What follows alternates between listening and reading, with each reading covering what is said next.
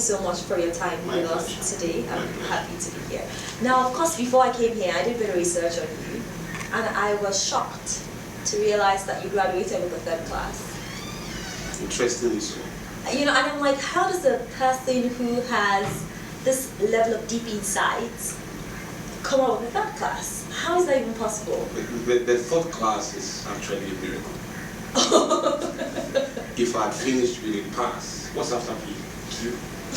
If I finished with a quaz or a raz or a zaz, it should have been a testimony all the same. I rose up from the dust of drug addiction,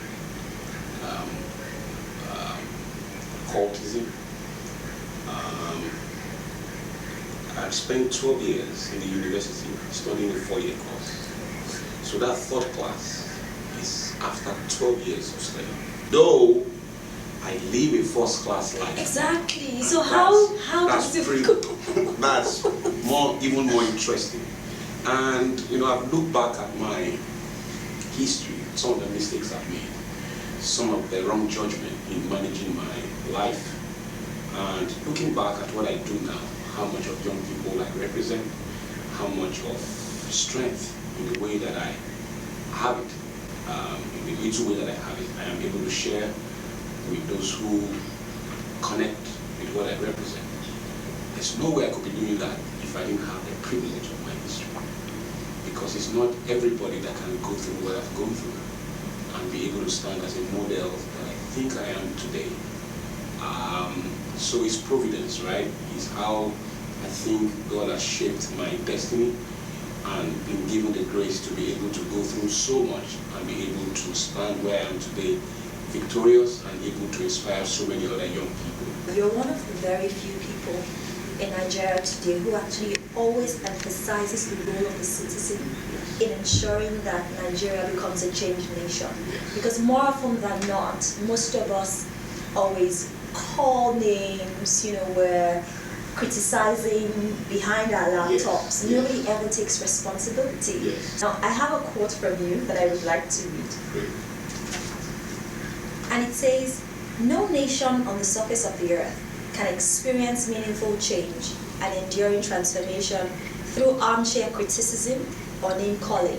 So I'd like to ask you, what then is the role of a citizen in ensuring that there's change in a nation? You know, this is a question I've been asked at different times.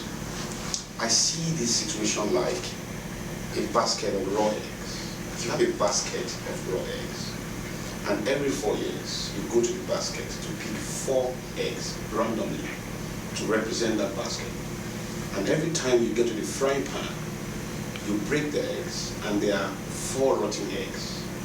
You go back to the basket again and pick 4 randomly.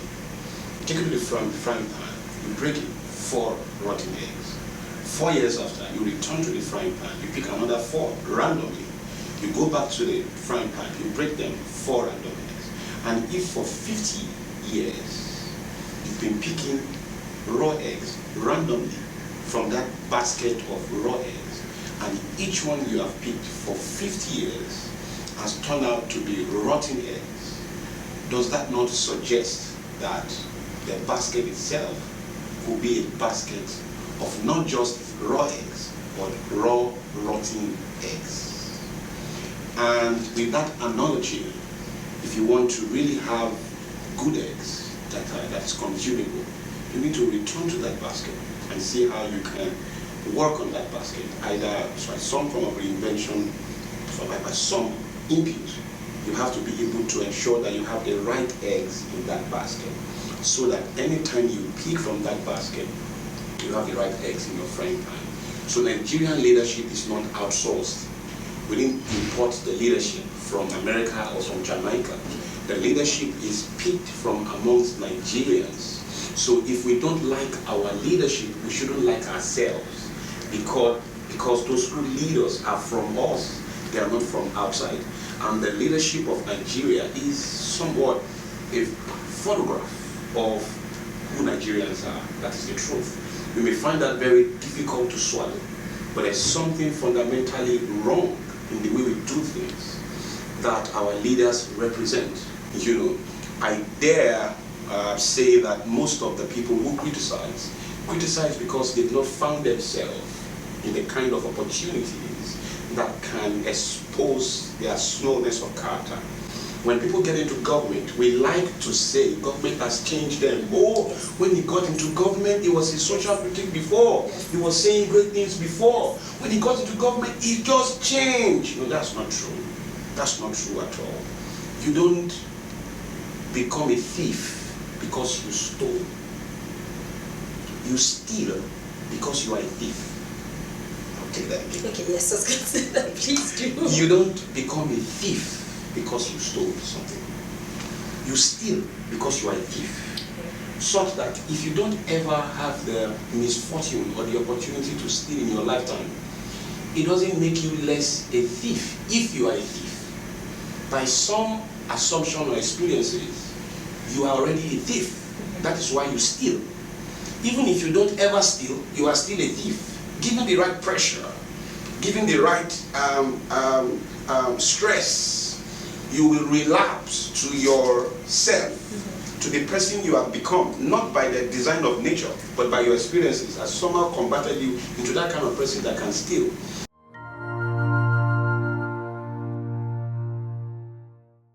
I'll say that there's a big difference between making a choice between bad and worse, making a choice between good and bad, making a choice between good and better, than making a choice between better and best. It doesn't require any level of intelligence to make a choice between bad and worse.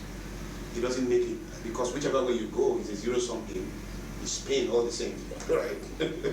We make such choices a lot in Nigeria. In fact, in most of our elections, we've always made decisions between bad and worse.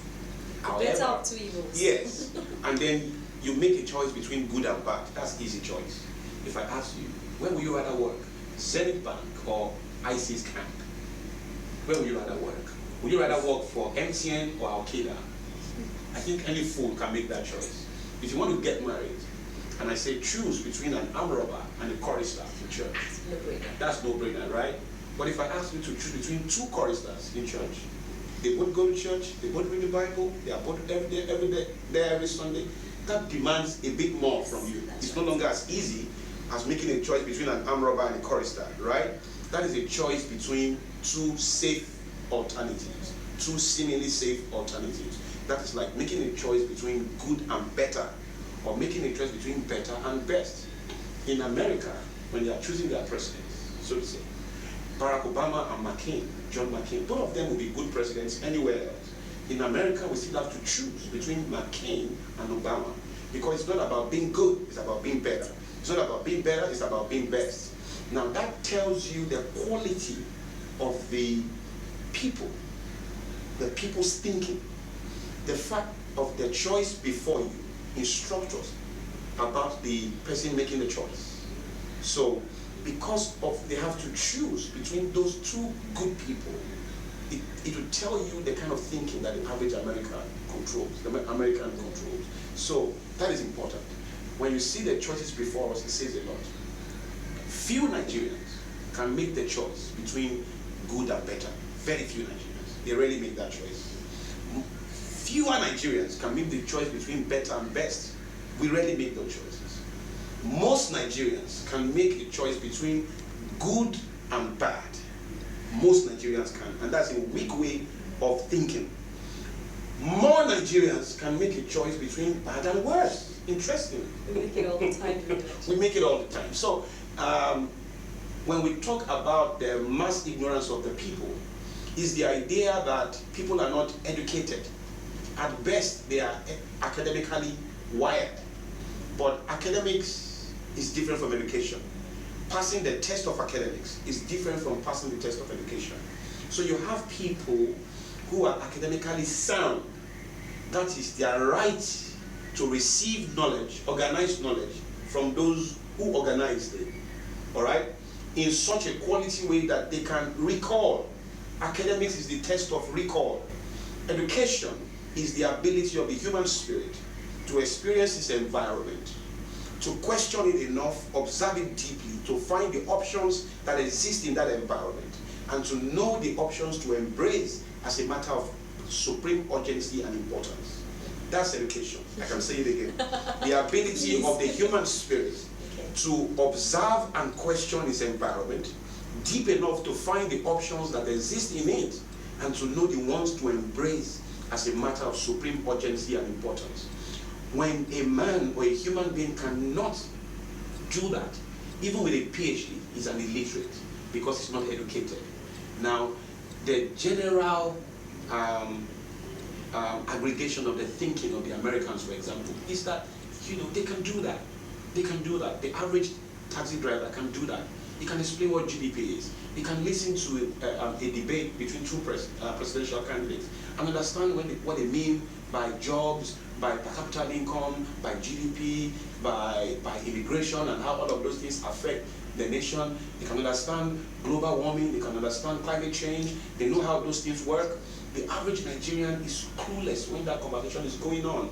So you have the front cover of a newspaper say, oh, there's been a bombing in Yanya, in Abuja, or they found a house in Ibadan with human parts, you know. So forensic experts have gone there, they've cordoned up the place, and they are taking necessary samples. Wow. And that made it to the front cover of a newspaper. Listen to it. That made it to the front cover of a newspaper. The front cover of a newspaper in a third world nation is the proof of the thinking of the elites in that nation. So the assumption is, who buys newspapers in a third world nation? The upwardly mobile professionals, the business people, otherwise called the elites. The conscious minds in that environment are the ones that buy the newspaper. So anytime you have a front cover of a newspaper, it means the media house that is set up to make a profit has found the most important news that they are convinced that the readers will buy. Who are these readers? The elites. So the cover of a newspaper shows you the thinking of the elites in a nation. Now, if what they put in the cover of the newspaper is sound, it tells you that the people in that nation, the elites, are sound. That is why they have to give them sound information to appreciate and then exchange purchasing power for. When the cover of a newspaper is silly and stupid, that tells you that the elites of that nation are most likely silly and stupid. And the idea is that when the elites of a nation are lost, the nation is lost.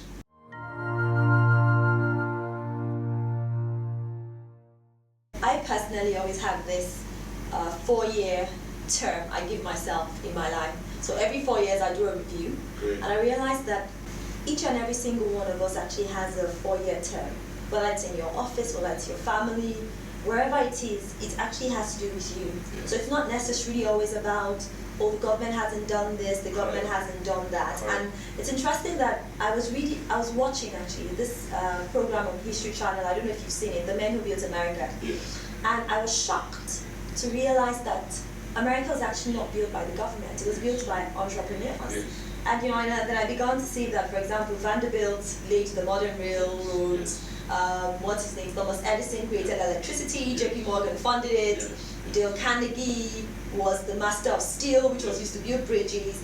And you know, and anytime I have this conversation with people, and I'm like, guys, the government, yes, but governments do not actually build countries. People get upset and they get very angry because you see pictures of the president in private jets, we read about the amounts of money people have stolen, and people are like, you think I should prefer solutions to these people that are balling? You must be having a laugh. You know, so there's a disconnect, and rightly so too, to be honest, because people are going through a tough time, people are struggling.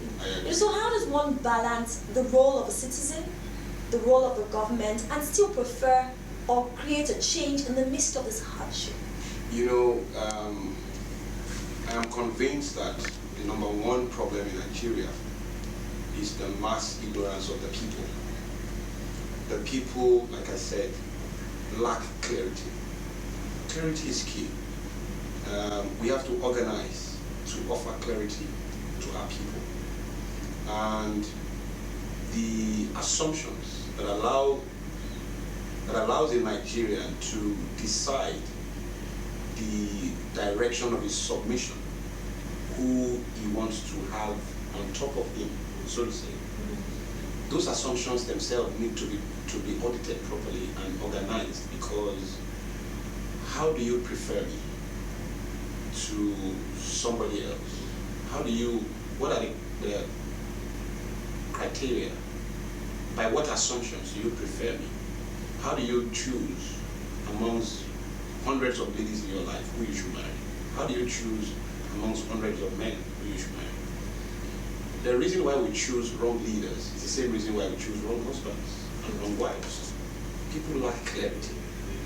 And when you understand the options before you and the kind of content that they hold, you are able to simply choose what is right between, a well-packaged biscuit and a rat poison. Just by any assumption, if you assume rat poison is pizza, you are going to consume it with passion, and you are dying passionately. People are sincerely wrong. People are sincerely in prison. People are sincerely poor. People are sincerely frustrated. People are sincerely divorced. People are sincerely raped, sincerely killed. Because sincerity is not an independent variable, it's a dependent one. Responsibility is the name of the game. You don't hope you know. You need to know that you know. And for you to know that you know, with all humility, I know that I know. I know that I know because I know the kind of investment that I make into my clarity. And it's been tested across different platforms. I know very much that I know. We need to know that we know. It's not enough to hope you are doing the right thing. It's only enough to know that you are doing the right thing. So I challenge power centers everywhere to think seriously about how to organize and legislate clarity. We need to begin to budget for clarity. If you look at all the nation building instruments that we have, none is about how to get the average Nigerian to think, clearly. And let me tell you, those kind of assumptions must consider some very important areas, like the family. The crisis of the family is the crisis of the nation. Everybody we don't like in society, everybody in jail, everybody killing, everybody in Boko Haram camp, everybody that is doing wrong, everybody we don't like came from a family. When the curriculum in the family is faulty, you pretty much are creating a faulty society. So the people who shoot people, they are victims. They are victims by a standard that society in its flawed standards cannot capture. And that error is from the family system. In most part of the world, people assume they can be good parents by default. But they didn't assume they could be good lawyers by default, or they could be good doctors by default. You don't just grow up to an age and go ask for a medical degree. You don't just become 54 and say, look, this is enough, I want to be a lawyer tomorrow, give me a degree. You don't take your birth certificate to a university to ask for a degree. You don't take your birth certificate to a bank to ask for money. They will jail you. If you really want to be taken seriously, you have to make a contribution. And it's from here, right? So when it comes to family though, we make those assumptions that I can be a good wife. I go to naming ceremonies and I have the blessing at times misfortune of officiating, and I ask, who has a degree here? Almost all hands go up. Master's pro, PhD, some hands. Certifications, PMP, PDP, sorry, APC, Queen's 2, Prince 2. I mean, people have all manner of degrees. I can't, And then, who has a workshop, certificate of attendance for wifehood, or for husbandhood, or for friendship, or for parenthood? Nobody. People just assume they can play these roles by default, just because their birth certificate says they can. So somebody just look at himself and say, I need to marry now. Why? I'm 36. If I'm 36, I should settle down now. And so without any form of intelligence, without any clarity, it settles down to begin to torture somebody's life, to begin to punish a woman, or begin to punish a man, because he doesn't have what it takes to manage that kind of environment. So I think that we have to consider those kind of inputs.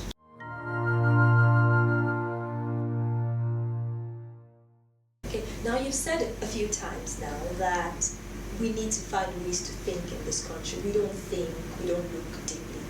How does a person think? So what are the steps that we can take immediately without waiting for anybody to actually begin to look inwards, to begin to take responsibility, and to create people that can be between better and best? Yeah, I would say first of all, we need to organize against the mass ignorance of people and offer education, not academics. Every time we think about education in this country, what we are talking about is what you can be taught, not what you can teach yourself. Academics is what you can be taught. Education is what you can teach yourself through self-improvement and observation. That is the conversation we need to have. We need to get Nigerians educated by that standard, not academically correct by the popular standard. So we need to see, how do we make that happen for everybody? Let's have that conversation. Let's have another conversation about how every Nigerian can take responsibility for stewardship of private property, not ownership. For now, what every Nigerian knows is ownership of private property. So who are the people in government? People who believe in ownership of property, private property, but who also think they can offer stewardship of private property, of public property. You believe in ownership of private property, but you don't believe in stewardship of private property, but you want to offer stewardship of public property. You are going to fail. It's a wrong equation. For you to offer stewardship of public property, you must pass the test of stewardship of private property. And when you move from ownership to stewardship, even for what is rightly yours, then you are big enough to lead the public. And number three, we need to blend our diversity. It's so important that we blend our diversity. We need to have conversations about how to blend our diversity. And by that, I mean everywhere. I meet Nigerians every day who claim to be Nigerians. I meet Yorubas who claim to be Nigerians. I meet Igbos who claim to be Nigerians. Northerners who claim to be Nigerians. South people who claim to be Nigerians. Right? But I've not met 10 Nigerians in my lifetime willing to make equal the borderlines of pain and bliss, regardless of religion or ethnic sentiments. I've not found those. What I found is people who are, first of all, indigenous. They respect their indigenization more than their nationalization. So in America, two brothers can be governors in two different states, the Bush brothers. In Nigeria, you can never have two brothers as governors in two different states because of the weakness of indigenization. That is possible in America because there is no indigenization there, right? It doesn't matter where you come from. It's about a national idea. We need to blend our diversity by recognizing an ideological class that can bind us together. And until we have such conversation and everybody is willing to make Nigeria first before the embarrassment and the weakness and smallness of indigenization, we'll continue to have these struggles. If we don't put religion in perspective, religion is not faith. Religion is a human effort to interpret the universe and interpret God. It has not worked. One of the greatest evil in our world today is religion. And then being able to organize our communities, and know that nobody should take me seriously if I have no influence over this neighborhood. And I want to have influence over Lagos State or over, we have to think community and look for people who build community. I can go on and on. But those are the kind of conversations we need to be able to organize for and need to begin to have very seriously so that the right benchmarks can emerge. Wow. So Soriyan, thank you very much for your time. Thank you so much. Whoa. I disappoint people when I say that it's almost impossible to change this country. Ha. What I've not That's said. That's how we have said ever since morning. I'm still saying the same thing. I'm still saying the same thing. What I've not said is that it is impossible. Okay. But no part of us should downplay what it will take. And that's why I say it's almost impossible.